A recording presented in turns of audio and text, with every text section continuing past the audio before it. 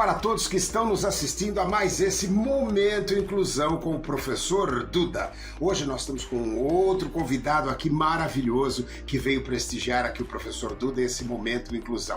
Já volto a dizer para você, para acessar o Momento Inclusão é muito simples. Basta acessar o site www.momentoinclusão.com.br. Hoje nós vamos entrevistar Gersino Prado. Gersino Prado, ele é consultor paralegal do Instituto Humanos e Gersino vai dar muitas noções daquilo que nós chamamos de direito assistivo. Tudo bem, Gersino? Como é que está você? Bom dia, professor Duda. Bom dia, boa tarde, boa noite e boa madrugada. Isso é aí. O que eu costumo dizer. Seja a hora que você estiver assistindo o professor Duda, o Gersino estará aqui conosco para tirar as dúvidas. Gersino, o direito assistivo, o professor Duda aqui vai ler para vocês. O direito assistivo é a metodologia que desenvolvemos para oferecer ao público da diversidade assistiva consultoria e assessoramento jurídico especializado, focado no enfrentamento das dificuldades encontradas por todo esse público, seja em questões ligadas ao preconceito, importante, falta de atendimento qualificado, falta de lugares adaptados, falta de infraestruturas adequadas, empregabilidade, entre outros, buscando dar a esses indivíduos o patamar de igualdade, dignidade, protagonismo e cidadania plena, dentre outras legislações, doutor. Me diga uma coisa, a Lei Brasileira de Inclusão, conhecida como a lei como a lei, o Estatuto da Pessoa com Deficiência, que foi criada em 2015, ela reuniu várias outras leis até então. Eu gostaria de perguntar para o senhor, como é que está a aplicabilidade no dia a dia da Lei Brasileira de Inclusão? Bom dia a todos que nos assistem. É um prazer estar aqui, professor Duda, falando para o seu público, tentando passar para esse pessoal que envolve todo o nosso público PCD, as pessoas com deficiência e as pessoas que envolvem esse universo da diversidade, algumas sintonias causadas no meio jurídico em decorrência das inúmeras leis que constituímos. Professor Duda, nós vivemos um paradoxo aí, até por um sentimento, na minha modesta visão, equivocado, de entendermos que quanto mais leis temos, mais direitos temos. Só que o inverso é que é verdadeiro. Quando um país ele depende de inúmeras leis para atingir direitos fundamentais, quanto mais leis nós temos, mais difícil fica a aplicação desses direitos. Interessante. Porque se imagina hoje que precisa de lei para tudo. Então vai chegar a hora que nós precisamos de lei para respirar. Sim. Porque leis não nos faltam. Desde 1948, da Declaração dos Direitos Universais das Pessoas Humanas, né?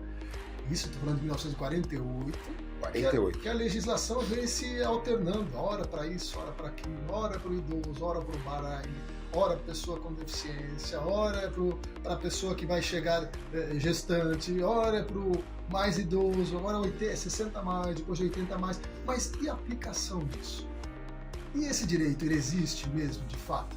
Então veja, se nós seguíssemos, nós que eu digo, os poderes governamentais, os órgãos públicos, as entidades privadas, se nós seguíssemos apenas a Constituição, já teríamos aí todos os nossos direitos garantidos. Não precisaria nem tanta lei, porque a própria Constituição já determina que nós somos um Estado democrático de direito e que qual que é o princípio primeiro da Constituição? A dignidade da pessoa humana. Ponto final, tá aí. Então, bastaria só esse artigo da Constituição para conceder a todas as pessoas, e o PCD em especial, os direitos da pessoa humana. Não precisa de outro. Olha que coisa interessante. O que o Dr. Gersino está falando é uma coisa muito interessante que reflete também dentro do aspecto normativo. Claro.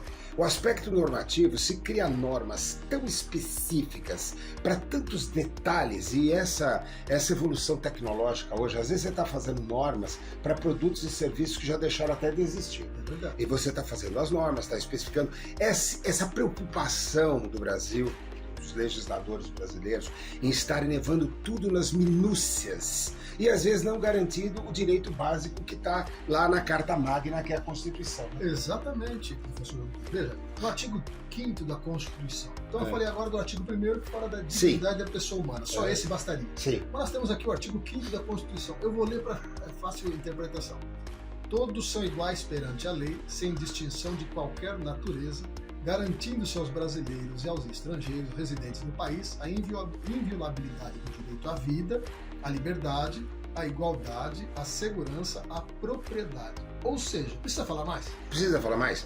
Precisa. Se você tem aí atrás, você tem que ter o quê? Tem que garantir esses direitos que estão na Carta Magna. A partir daí, sim, ao invés de você ficar criando leis, crie simplesmente métodos, sistemas, soluções em tecnologias assistivas que garantam isso para que essas pessoas tenham essa dignidade. E não ficar criando uma série de leis normativas que muitas vezes servem, e também nem isso servem, porque há baixa fiscalização, para você gerar multas para essas pessoas, aí você reprime toda uma sociedade, gera aquele clima, eu não vou fazer mesmo, que me multem, e aí você acaba criando divergências infinitas. Esse é um grande problema. Cria-se leis, elabora-se leis, cada dia uma lei, mas ninguém fiscaliza, ninguém aplica. Então nós vemos aí as nossas calçadas, nós vemos os nossos hospitais, nós vemos todas as cidades sem acessibilidade. E as pessoas falam, mas eu tenho direito. Então, você tem direito. Está na lei, está na Constituição. Mas e por que não aplica? E por que o órgão público não cobra? E por que as entidades de classe, as entidades sociais, os institutos como o nosso, que batalha há quase 8 anos para dar visibilidade para essas pessoas, não conseguem isso? Porque esse arcabouço legal, ele vem no fundo, para confundir tudo isso aí. Não, é o que nós percebemos. Tantas leis, é a lei da gestante, é a lei do idoso, é a lei do deficiente, é a lei... que na realidade são todos os direitos garantidos na Constituição. Já estão garantidos. O que está faltando pura e simplesmente são soluções em tecnologias assistivas que tornem aplicáveis esses direitos. É o que ele diz aqui, o respeito à calçada. Então você não precisa fazer norma disso, norma daquilo. Se torna tão complicado hoje. Acabamos de conversar com um arquiteto que diz às vezes que nem os próprios construtores sabem executar as normativas da 90-50 às vezes, pela dificuldade de interpretação daquilo. E lei atrás de lei, a cada momento mais uma lei, porque algum político, entre aspas, quer se promover, então ele faz a sua lei, coloca a lei é promulgada e depois ela não é cumprida, não é fiscalizada, e esse universo de leis. Nós temos agora, professor Duda, um projeto de lei de 2020, se não me engano, que está em discussão no Congresso, para que as crianças com TEA tenham nas escolas do Brasil 2 professores por sala e um atendimento especializado e direcionado. Isso é maravilhoso e tem que constar da lei. Tem. Claro. Como se aplica isso? Nós temos professores suficientes para isso? O Estado está preparado para isso? O município está preparado para isso? A nossa escola está preparada para isso? O nosso professor está preparado para essa situação? Exatamente, só para você ter uma ideia, 16% da cidade de São Paulo, que é uma das maiores cidades em matéria de infraestrutura no Brasil e tamanho também, tem acessibilidade a essas salas que estão contempladas para trabalhar esse aspecto do transtorno do espectro autista. 16%. Então, mas veja que o professor não está preparado também. Com certeza. Mas veja que paradoxo. Você vai falar de pessoa com deficiência, que aí nesse caso foi de TEA, sim, mas você não conversa nem com os familiares de quem tem filhos nessa condição, sim, nem com as entidades que representam essas pessoas, ou seja, você não conversa com ninguém, você vai lá e baixa, elabora uma lei, e essa lei tem que ser aplicada dali X dias, segundo o prazo que é estabelecido. Mas ninguém está preparado para essa questão. Não houve esse debate, não houve audiências públicas, não chamam a população. Olha que interessante, audiências públicas, porque é o que acabamos de dizer há momentos atrás com relação à adaptação de banheiro. Vai lá, tenta você fazer a transferência da cadeira para um vaso sanitário. Quando ele diz audiências públicas, é ouvir os pais que têm o dia inteiro aquele filho com transtorno do espectro autista para ver até se é cabível aquela explanação legal. Às vezes ele fala, a explanação legal não é cabível com a realidade dos fatos. Porque quem é a melhor pessoa para falar ou sugerir medidas Sim, que venham beneficiar o seu filho? É o claro, pai, é o pai e a mãe. É o médico, claro, é o psiquiatra, é o psicólogo. Que não é ouvido. Não é? Mas ninguém é ouvido. Vira uma batalha de bastidor, legal, jurídico, leis extremamente bem descritas, bem elaboradas, mas não caem na prática. Nós podemos dizer até, professor, que o objetivo da lei é nobre. O objetivo é nobre, claro. É atingir uma camada grande da população hoje em dia e facilitar em termos de estudo, em termos de benefício voltados para essa inclusão educacional. Só que vamos debater, vamos conversar com a sociedade, vamos trazer a sociedade para dentro do Congresso, vamos trazer aqueles que estão dispostos e estão trabalhando, atuantes nesses diversos segmentos, para ouvi-los, para dar sugestões. Com certeza, se todas as entidades, se a sociedade civil for chamada para o Congresso, essa lei será muito melhor elaborada. Isso. Porque todos vão participar. E sem dúvida alguma, com aplicabilidade, com um grau de um percentual de satisfação muito grande. Muito grande. É o que nós falamos em direito assim, vale mais um mau acordo do que uma boa demanda. Por quê? Porque no acordo ambos participam. Olha que interessante. Um bom acordo, olha que interessante. Mau acordo do que uma boa demanda. Mesmo juridicamente aquele acordo não sendo tão bom assim, mas as partes chegaram àquele acordo. Chegaram a acordo, conversaram, se entenderam, o juiz homologou esse acordo, é melhor do que a decisão do juiz. Estão satisfeitos? Não, a decisão do juiz às vezes não agrada nem o A e nem o B. Olha que agrada a ambos. Então, veja, quanto mais a população participa, com certeza melhor é a solução legal. E com toda a experiência, quantos anos o senhor exerceu como magistratura? 28 anos. 28 anos e percebendo que às vezes vale mais um acordo não tão bom assim, até sob a sua ótica, mas que as partes chegaram àquele acordo. Professor Duda, eu posso falar com 100% de certeza. Sempre que houve um acordo, a solução foi melhor do que a minha decisão unilateral. Olha que loucura. Olha que loucura. E a mesma coisa se refere à elaboração da lei, à imposição da lei, porque não há um acordo, não há audiências públicas, não se escutam as partes, vem de cima para baixo e às vezes vem sem critérios até científicos ou critérios práticos do dia a dia, né, doutor? É isso mesmo. Para se ter uma ideia, 0,46%, existe aqui 72 protocolos, 74 ou 78, eu não me lembro bem, do WSG, com relação à parte de acessibilidade digital. Só 0,46% dos sites são acessíveis. Olha que coisa interessante, nós estamos falando isso e ao mesmo tempo a gente vê que a lei existe, a lei está lá, a lei é imperativa, mas não acontece na realidade. E essa garantia à acessibilidade está na Carta Magna, está na Constituição. Como é que fica isso? Então, veja que é outro paradoxo. Nós temos a lei, inclusive a lei é recente, a lei de recente. 2023. Que é a Lei de Acessibilidade Digital, né, doutor? Isso, a Política Nacional de Educação Digital. Política Nacional da Educação Digital. Bonito nome. Lindo. Uma lei necessária, sim, evidentemente. Olha que maravilha. E que ela visa promover essa inclusão digital. Mas como você vai incluir se você não consegue orientar, conversar previamente e adaptar não só o ambiente, mas as pessoas com deficiência, os professores, as escolas, os diretores, todo esse complexo que envolve o ensino? Se você não consegue nem esse pessoal você avaliar e depois orientar, como é que você vai incluir? Porque veja, é a mesma coisa, professor Duda, nós chegamos e falamos assim, vamos supor que nós tivéssemos poder para isso. Olha, nós vamos colocar em todas as escolas de São Paulo um computador para cada aluno. Mas o aluno não sabe mexer no computador. Certo. Ele não teve um curso preparatório. Então, o que vai adiantar aquele computador para o aluno? E com a pessoa com deficiência é pior ainda.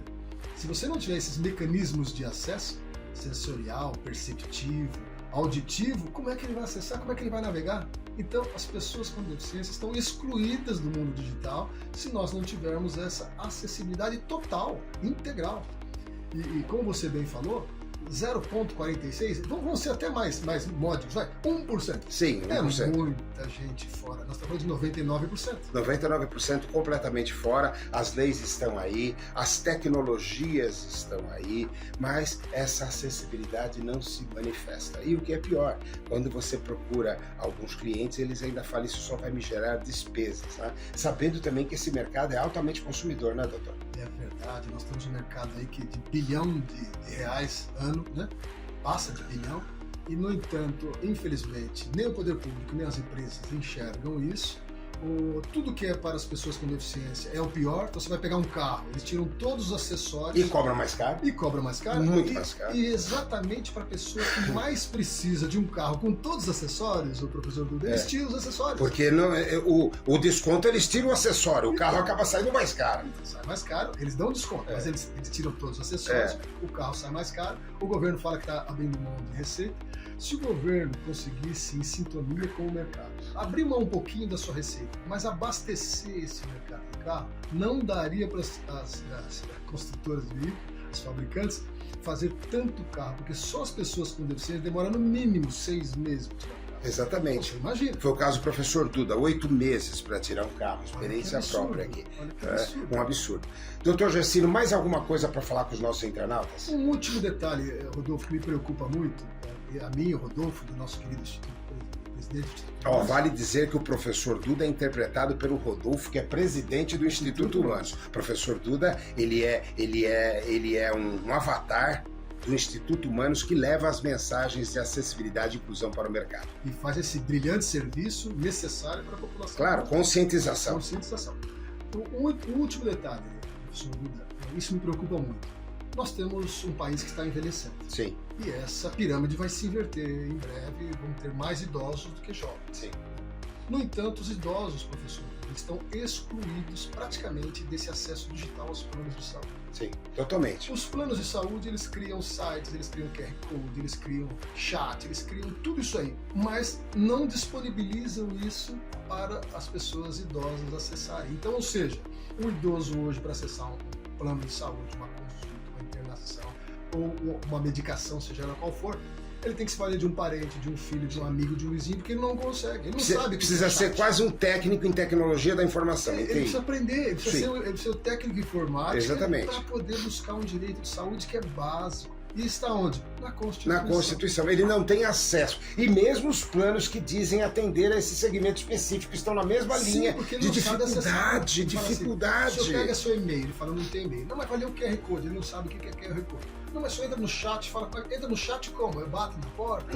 O idoso não sabe, as pessoas acima de 60, 70, 80, eles têm essa grande dificuldade de... E são clientes potenciais, eles estão aí, são eles que a maioria das vezes sustentam os seus planos. Isso. E a obrigação de fornecer esse produto, esse material, não é do idoso, é do plano de saúde. E uma coisa, são os aposentados, eles têm renda garantida. E muitos desses idosos, professor, eles sustentam a casa. Exatamente. Como ficou comprovado durante a pandemia, que muitos perderam emprego, perderam seus negócios, o que sustentou mesmo, tá, foram os aposentados. Então veja, nós precisamos cuidar. O Pelé disse tempos atrás que precisamos cuidar das nossas crianças. Eu digo hoje, precisamos cuidar das nossas crianças e precisamos ter uma atenção muito especial para os nossos idosos. Eles estão sendo excluídos do mundo digital dos planos de saúde. Maravilhoso. Falamos com o Dr. Gersino Prado, que é consultor paralegal do Instituto Humanos. Dr. Gersino, agradeço muito essa entrevista maravilhosa. Ele está disponível aqui no site do Instituto Humanos, que é www.institutohumanos.org.br. E também, se você quiser assistir a outros programas do Momento Inclusão, basta acessar www.momentoinclusão.com.br. Eu e o Gersino aqui mandamos um beijão no seu coração maravilhoso e até a próxima semana com mais um Momento Inclusão com o professor Duda. Parabéns, professor. Um abraço a todos. Obrigado.